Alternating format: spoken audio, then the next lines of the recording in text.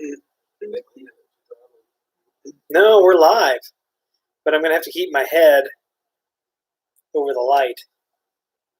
So we don't have anybody in yet. So this is Thursday night. So we'll see if anybody filters in. No, we got 2 people in. Nathan, hey. Hey, everybody. Oh, so there's more people in now. There's 7 people in. Hey, Jeremy. Nathan, I can't pronounce it. I'm going to slaughter this. Can everybody hear us? Let me know if everybody can can hear. Let me know if the audio is good. Yep. Where are the people? Hey, Sean. All right, everybody can hear us. There's 20 people on. Good volume. I'm glad you're all here. You came here to watch me drink water. Why? I'm just kidding. So we don't have any real specific agenda this evening, besides kind of taking some questions and answers and talking about just some general things. You can see Wyatt sporting the Cambium Networks T-shirt there, connecting the unconnected. So, yes, good day to everybody. Everybody's kind of filtering in. So, I'd love to talk about ransomware, talk about some of those things, talk about some networking, whatever you all want to talk about. We just decided to go live, had a few minutes, didn't get a video out this morning, so now we're going live. So go ahead and start asking your questions over there in the chat. That's where I see the chat at. Go ahead and ask your questions, and I will answer questions as they come through. It looks like we got a couple people in the back. Has Wyatt given up video games and chosen to become your apprentice? So no, he hasn't. But William actually, what you saw there, that's William. That's my oldest, my namesake. He is going to start going on site with me. He went and did a Wi-Fi tune-up job with me, and he's going to start going on site. So, all right, let's see. Somebody says, I need a specialist for a passive repeater project with AirFiber. So we can definitely handle AirFiber projects. So if you go to my website and fill out the contact form, we can talk more about that. All right, Joe asks, how to lock down a guest VLAN. All right, Joe, can you... Oh, I was just going to ask that. Wyatt caught it, that you followed up. And hold on a second. I'm going to move my chair. So I'm leaning all crazy funny because of the camera and that light. There we go. That's better. All right. So we're going to lock down a guest VLAN with an edge router, right?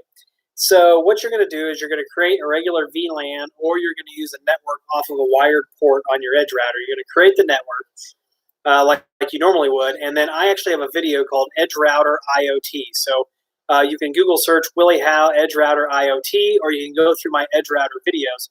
There's a set of firewall rules that we apply to those interfaces, and the video kind of walks you through it and how we do it. And what it will allow is it will allow anybody in those networks to be able to get DHCP and DNS, but it blocks them from being able to get anywhere else. And it works really well. Now, they can still see each other because that's a different type of firewalling. Unify will do that because it's actually done at the access point, that client isolation. So you can also, I don't know what everybody is, what's so funny back there, but all right. So somebody asks, have you ever used a Raspberry Pi for a PBX, like the Host 3CX or FreePBX? I would never use it in production. I would use it in the lab. Raspberry Pi, about the most crazy thing we do in production with those are endpoints for security scans, and for monitoring, and then we also do digital signage. But for something that was mission critical like a PBX, I'm probably not going to use a Raspberry Pi. Frank says, how many hours do you spend in 1 week on servers and PCs? Well, on the security side of things, I probably spend about I don't know, upwards of 40 hours a week, and then remediating issues. I don't know. I work a lot of hours, my regular gig, and then all the stuff after that. And you can see Robbie and William in the background, being Robbie and William. So teenage boys, you all know how it is. All right. All right. Question about edge switch to edge switch. If I connect directly to each other, I lose network on the added edge switch. That's weird. So first thing that I would do is I would make sure that all of your VLANs are set up the same, but then I would also check spanning tree protocol and make sure that that's configured correctly. But make sure all of your VLANs are definitely the same. You could be getting some sort of a VLAN mismatch if you've got VLANs. Otherwise, check spanning tree. Also, make sure that your connection is actually good. Do I work with Dell switches? Yes, unfortunately, I do work with Dell switches. And I would actually like to have get my hands on some Dell, the Force 10. You know, Dell bought Force 10. I would love to get my hands on some of those because they're a little higher end. But the regular Dell switches, yes, we do configure those. What IT or cyber certifications do you have that helped me in my career? So I have a lot of certifications. I got a lot of alphabet soup after my name. A+, Net+, Security Plus. I've got the CompTIA Green IT from when that was a thing. Talks about not drinking the gray water. Somebody will get that. I've got my MCSE, my MCP, my MCTS, my MCSA. I had a whole load of Cisco certs that I let lap. I had my Ubiquiti certs. I was Juniper certified. I had to get certifications. I currently am a VCP, but the one that I am actually going to be super duper proud of is I'm actually working through getting my CISSP, and I plan on sitting for the written on that by the end of the year. And then you have to adhere to the code of ethics, and then you have to have someone vouch for you. I think you still have to have someone vouch for you. And I've had a couple people that follow me reach out and say that they would vouch for me, so I do appreciate that. So CISSP is going to be the next one, and I'm pretty excited about that. But I'll tell you, in IT, Alex, like one of the biggest things is you need to be willing to learn, and you need to be willing to put in the hours. I'm not saying that this is generational. I'm not saying anything about any generations, but there seems to be this faction in some younger IT people right now where they think that they should show up, work 37 and a half hours a week, and that they should be millionaires. And what they don't understand is that some of us who you know where we're at. I mean, just my certifications, I have thousands of hours in studying, you know, just for the exams, plus all the real life stuff. And what these kids, even my own kids, don't understand that it takes hard work to get where you're at, and people aren't just going to hand you things. So a lot of these kids that are rolling in and they want to work 37 to 40 hours a week and then be done, they're going to get smoked by the competition, by the rest of us. I mean, I'm regularly putting in, you know, 60 to 80 hours a week of actual productive work. So I don't know. We'll see where it's at. Your attitude, your willingness to learn.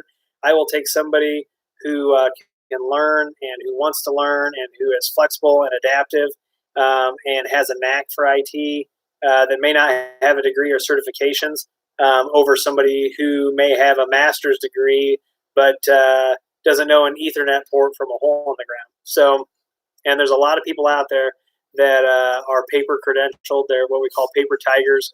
They have vapor certs, and they really don't mean anything. You guys got something you want to share on the live stream? No.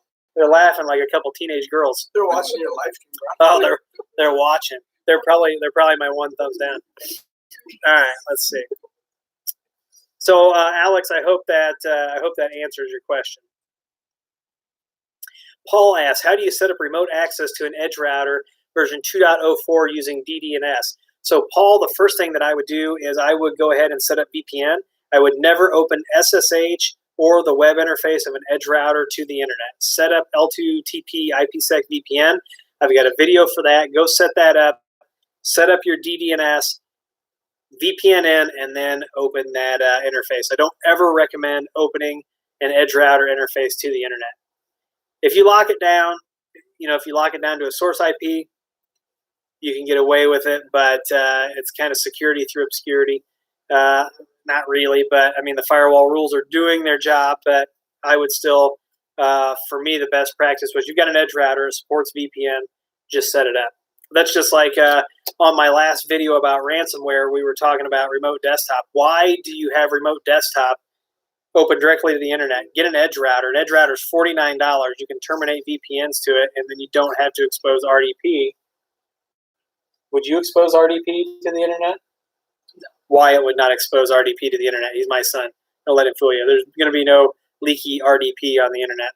RDP question mark. Yeah, remote desktop. All right. So let's see. My Ring doorbell will not connect to my UniFi USF Pro system anymore. Tell me what USF is. I'm not sure what USF is. USG. Yeah, you know what's funny is I just got off the phone with somebody tonight who had a Samsung TV and a smart air conditioner, and they did the latest firmware updates for UniFi about a month ago, and all of those IoT devices, smart devices, will no longer connect, so we rolled the firmware back to 2 versions, and everything seems to be working fine. I don't know, so it looks like we're going to have to open up a ticket with Ubiquiti. Alex, thanks for the heads up on that CISSP test. I understood that it was adaptive, so we'll see what happens. All right, Michael Kellogg says, about to try something crazy, bringing in a second WAN via point-to-point wireless and VLAN over my current network to my PFs. Good luck with that, Mike. You'll have to let me know how that goes. Sponsored by water. So they're trying to give you bunny ears. Did you see that? I had a couple teenage girls back there. All right, so no, they're good guys. They're good guys. I'm just messing with them. They were giving me what for at dinner. They were not nice to Willie during dinner.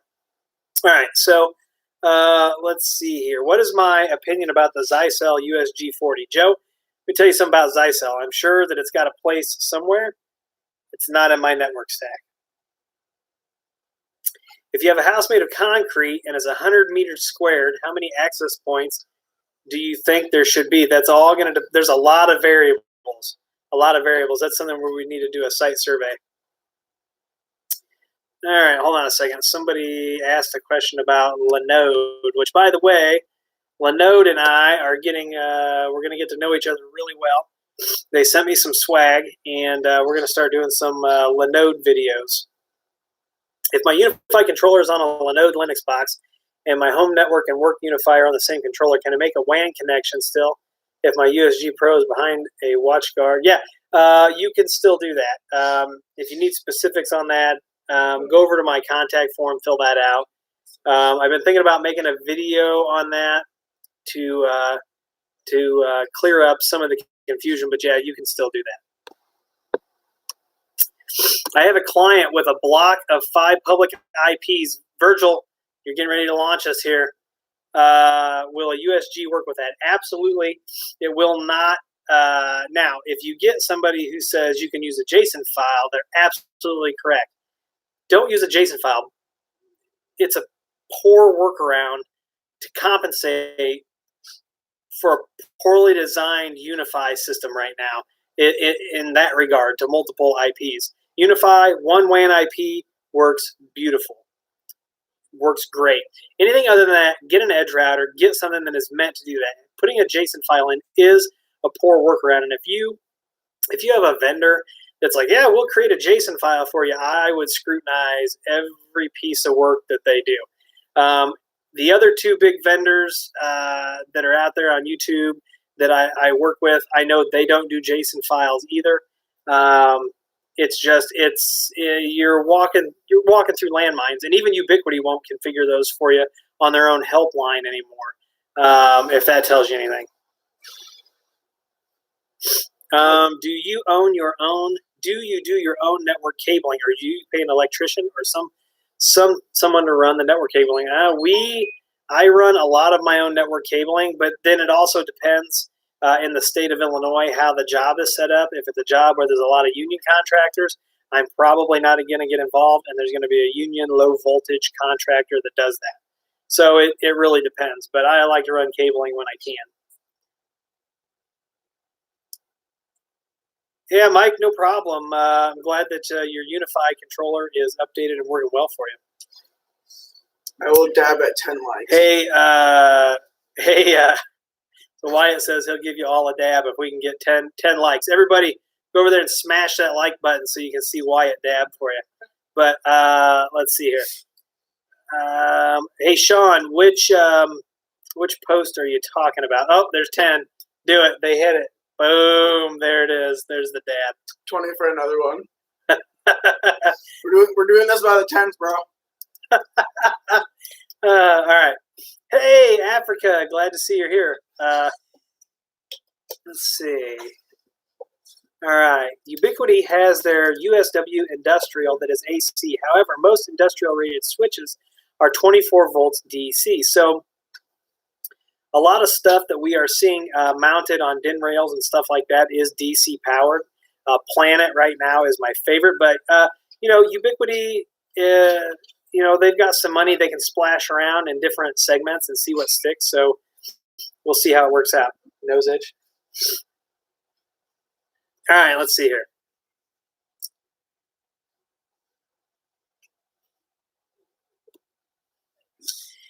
Did you get out of replacing that garage door?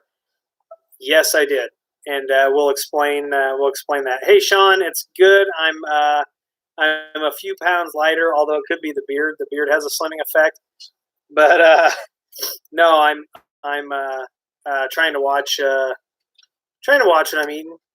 Right now, I'm watching it go in my mouth. I'm just kidding. It's a bunch of weight related humor, but yeah, Chris.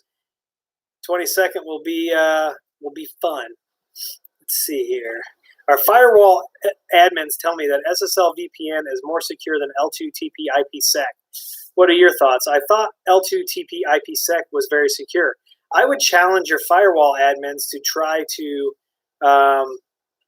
breach either one of those successfully, and then let me know which one is more insecure. When it comes to security, a lot of things are opportunity cost, right? So can someone break an IPsec VPN? Maybe. But do you have anything worth the money and the time and the resources it would take to break it? Probably not. This isn't the invade Area 51 thing that's supposed to be happening. I don't know. Anybody heard about this? The kids brought it up today. Something about people are going to go invade Area 51. I think it's a very foolish plan if it's real. I can't imagine that it's real, but let me know. 207. All right. Mike says latest firmware from Unify has a feature to auto tweak the network, and that it shuts off broadcasting. So that might not be the issues. So tweaking your network and disabling. Are you talking about broadcasting the SSIDs? So like SSIDs are meant to be broadcast, and this is a conversation that I have, and you're going to get some Rambo security guy that's going to tell you disable SSID broadcast. Well, I'll tell you what. You disable your SSID broadcast, and I'll come over with some tools, and I'm still going to see your SSID, and then you're just going to make people curious, people besides myself, and then you could just be setting yourself up for issues. There are some devices that won't connect to a hidden SSID. SSIDs are meant to be broadcast. All right, what's it stand for? Service Set Identifier, right? It is meant to be broadcast. You can hide it. It's secured through obscurity. You're going to make people curious. It's RF by its nature is insecure. So we have to just, work within that protocol to make sure that things are as secure as we can make it. Because, yeah, that's a whole other bag of worms. Now, are you talking about turning off actual broadcast on the ports though? That's what I'm not sure of. Yeah, it has been a while since Wyatt's been on, but he's still got the same hair he had before. Hey, Alonzo, how you doing? At 20 likes, I dab. At 25 likes, I'll cut my hair. At 25 likes, he'll cut his hair. Will you cut it live on the air? Can your brother get scissors and cut your hair on the air? Sure. If you can find a pair of scissors. You heard it. Oh God. All right. I So- look in, there's 19. All right. No? Oh, 20. Okay. So there's the dab. All right. So you guys just kind of please keep your voices down. Let's see here. Made a full design of parts list for Unify for my company. Got the green light and now dragging their feet, discrediting my work and refused to give me a raise. I'm installing it also. So Team Stream, what is sometimes a popular thing that people such as yourself will do is they will send over their design to me to have it vetted, and then I can do a write-up and if I have any other suggestions or things like that. So if your management needs someone, a third party to vet that, reach out to me, and we'll see what's going on. Who do you think that is? If I had to guess, probably them. All right. What? Let's see. I have a USW industrial. Doesn't work well in my small panel. Yeah, that USW industrial switch, that thing is huge and it's heavy, but it's beautifully designed. So we'll have to see if that sticks around for a while. Chuck does not like my haircut. Frank Anderson, thank you. Frank says that he wanted to tell us that he bought all of his equipment because of our videos. So I appreciate that very much. If you're all interested in microcomputer architecture, single board computers, and learning things like Arduino, Tim, I'm actually going to be posting videos for Tim. If you all remember Tim, we are doing. There's a company that sent us an Arduino like mega kit. And Tim is really into that even more than I am. And so, Tim, I've got the first video that I'm working on. I'll probably get it posted tomorrow, just putting some polish on it. And he's going to introduce you to the kit, and then he's going to start doing stuff with the kit. So it's going to be interesting to be learning. We're all going to be learning together. Let's see here. Would you use a USG for the edge firewall for a school district?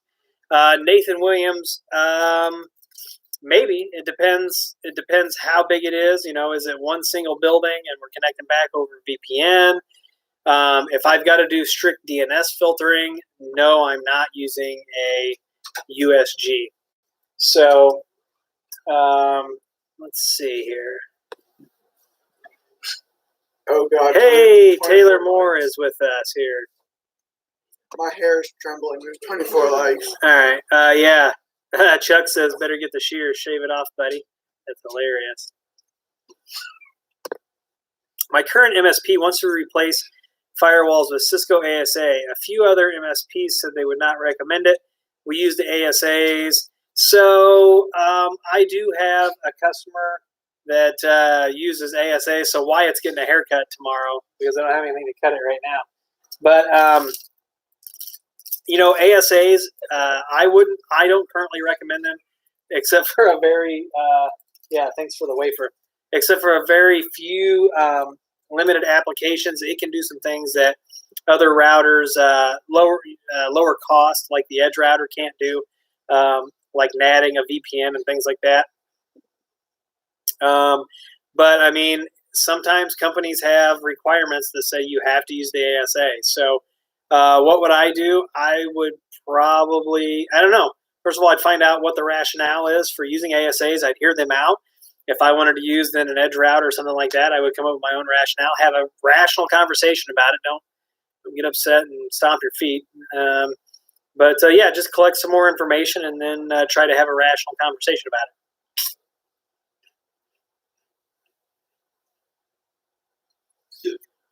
it. Taylor, I don't think Instagram Wi-Fi is available yet. Although Tim may be able to cook something up.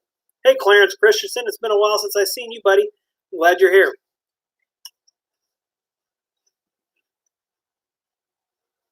Let's see here. So, Frank, I would love to teach my kids this stuff. My kids have Well, Wyatt has some interest in doing this. William says he does, but he doesn't have the work ethic right now or the initiative. But he's really good at mowing grass. He likes to do the physical stuff that we do, the cleanup, the cabling, the mounting. Yes, we will be cutting hair. So Someone in Germany do not like my hair. let's see here. So I'm working on it, Frank. I'm working on it. Hey, Mike. Yeah, Mike is going to fly Tim and I down to Mexico to vet a network that we've been working on down in Mexico. So Tim, I don't know if Tim's listening, but Mike wants to set that Mexico trip up. So I've got my passport, so let's do it. Sean Wood says, cut that hair. Jeremy Keck says, cut the hair.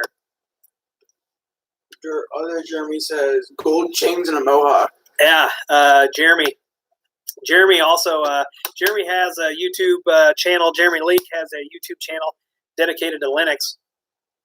Let's see. Well, I don't know. It's not short like mine, so I don't know. We'll figure it out tomorrow. We have a Sonic Wall and Dell Layer 3 switches. Our network was mostly all one VLAN, and I'm trying to separate servers, clients into different VLANs. Yeah, that's a good idea to have, instead of a flat network, a multi VLAN network. You can do a lot of security things and keep things more certified, or I'm sorry, more separate. I was able to get my Linode Unify controller to self-signed SSL, installed failed to ban. Yeah, that might make a good video. In fact, I'm looking for some more Linode video ideas, so that might be a good one. Brent, for anything 16 cameras or more, I would not use Unify Protect. I would look at a real enterprise solution. So the Unify Video, the Unify Protect, it has its place. But I am Beautiful. Wyatt has done something with his hair for you all, but I would definitely not use Unify Video or Unify Protect for 16 cameras or bigger. I would look at something, either pair it with a Synology surveillance station, or let's start looking at something in the access realm. Until I get my hair cut, I am beautiful. All right. Is that something that I can help with? So, yeah, router on a stick can be kind of a bummer depending on your setup. But I think is that Stephen Channel? STPHNCHL. Go to williehow.com, fill out that contact form, and we will definitely help you with your project.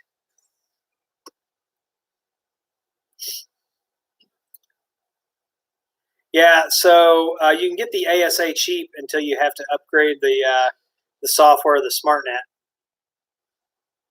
So, hey Chuck, more info coming. I did that in-wall AP intro video, and I'm gonna do some more videos on that AP.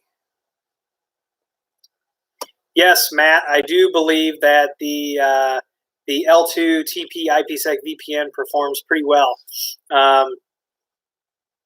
So it is it's hardware offloaded. So now OpenVPN is a different story. It, I believe, on edge routers has poor performance.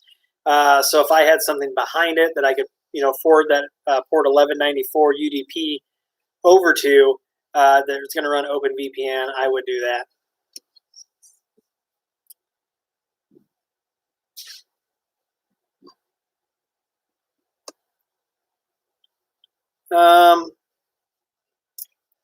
Let's see here. I had a client that had another tech that took over my Unify deployment of Unify APAC Pro. He told the client it was junk and installed Netgear Nighthawk routers and turned them to APs. Yeah, you're going to have a bad day if you do that. Don't do that. Netgear Nighthawk is meant for one in a house because they blast. They're super loud out of the box. It's meant for one house. Don't try to install it in an enterprise environment. You're going to have a bad day. The client's going to have a really bad experience. It's just not something you want to get into. Can I recommend a PTZ dome camera that will work with my my point of sale Amcrest system. I'm assuming that's what POS means. But yeah, look at anything that's probably on VIF. So look at like an Axis camera, or even Amcrest. So Jake Parrott, hey Jake, I'm glad you're here. And yeah, I really am thankful for Jake. He says, is checking the use fixed IP address on a UniFi client the same as setting a static IP? It's not the same as setting a static IP, but it is the same as a DHCP reservation. So then that MAC address will always get that IP. All right. Well, we've been streaming for a little while, a little bit, about a half hour. I got to wrap it up here. I appreciate all of you. If you need consulting, go to williehowe.com. I think I put the link down below. Go to williehowe.com, fill out that contact form. If we can't help you, we'll put you over to somebody who can. And as always, I want to thank you for being here, and we'll see you or somebody. And they're waving by. Everybody wave by. We'll see you in the next video.